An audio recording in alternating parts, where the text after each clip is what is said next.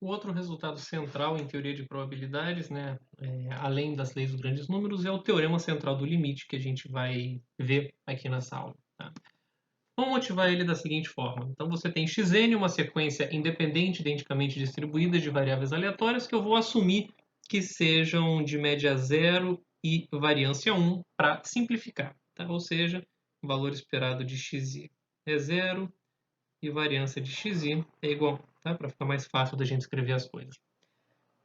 A lei forte e fraca dos grandes números nos dizem uma informação bastante precisa, né? Dizem para a gente que a média amostral, xn barra, converge para zero, ou em probabilidade, ou quase certamente, dependendo da lei que você estiver levando em consideração. Tá? Então, isso é uma coisa bem. Tem um zoom bastante grande, né? Você está olhando o que acontece com essa sequência e vendo que ela se aproxima do número zero. Né? Como a gente já repetiu diversas vezes a intuição, a sua estimativa torna-se cada vez mais acurada. Tá? Mas de vez em quando seria bom se você desse um zoom, tirasse um pouco o zoom e conseguisse ver como que se dá essa convergência, porque de vez em quando é importante que a gente faça um teste de hipótese, construa um intervalo de confiança. Então seria bom que a gente conseguisse, de alguma forma, pegar essa quantidade e não deixá-la, né, tão concentrada assim em torno de zero. Tá? Pode parecer um pouco contraditório com a gente querer olhar a convergência assim em probabilidade ou quase certa, né? Pode parecer, poxa, você está querendo fazer uma coisa que vai contra o teorema central do limite, só que não é isso, tá? Eu estou querendo justamente ver como que se dá essa convergência, tá? Então, o que o teorema central do limite diz para a gente é justamente uma resposta para essa pergunta de como se dá essa convergência para zero em probabilidade ou quase certa. Que se você pegar a média amostral xn barra e você agora escalar ela por raiz de n, né? Ou seja, você tirou o zoom e olhou de uma forma um pouco mais macroscópica, isso daqui agora converge em distribuição para uma variável aleatória que tem distribuição normal padrão. Tá?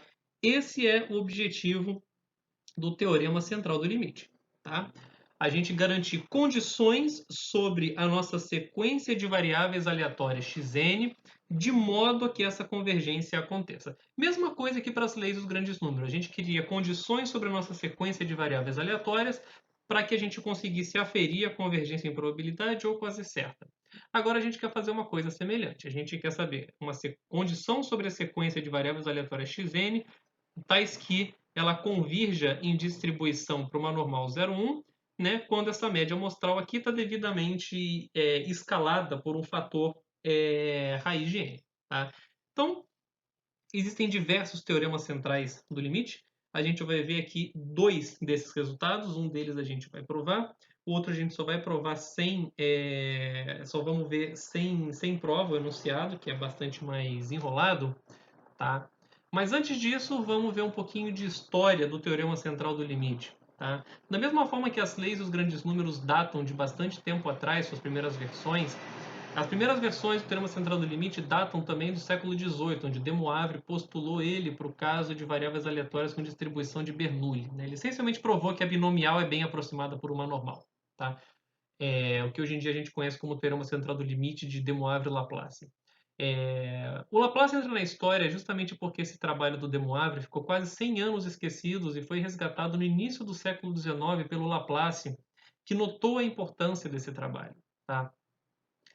E os teoremas centrais do limite ganharam ainda mais relevância na transição entre o século XIX e o século XX com os trabalhos do Lyapunov. Tá? A primeira vez que o nome teorema central do limite aparece é em 1920, num trabalho do Polya, um matemático húngaro, onde o objetivo dele ao utilizar o termo central era exaltar a importância desse resultado em teoria de probabilidade. Né? Era um teorema central acerca do limite de variáveis aleatórias. Porém, a escola francesa de probabilidade interpreta o termo central de outra forma. Né? Eles interpretam central como se fosse um teorema que descreve o comportamento do centro da nossa distribuição, tá? Em detrimento do comportamento do que acontece aqui na cauda das variáveis aleatórias. Tá? Então, a escola francesa de probabilidade, alguns textos em português, traduzem o resultado como o teorema do limite central. Né? significando um teorema limite acerca do centro das variáveis aleatórias. Eu, particularmente, prefiro a interpretação do Polya, onde central significa um resultado importante em probabilidades e o limite, bom, é um teorema acerca de um limite.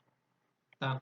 E da mesma forma, aqui nas leis dos grandes números, a gente tem diversos outros personagens importantes que já apareceram aqui no nosso curso, pessoas que contribuíram bastante para as teorias que correlacionam, né, com o teorema central do limite, a Cauchy, Bernstein, Lindbergh, Levy, é claro, Kolmogorov está em todas, Feller, que foi um grande probabilista do século XX, dentre muitos outros. Então, no próximo vídeo, a gente vai provar um teorema central do limite e vamos discutir o enunciado de outro.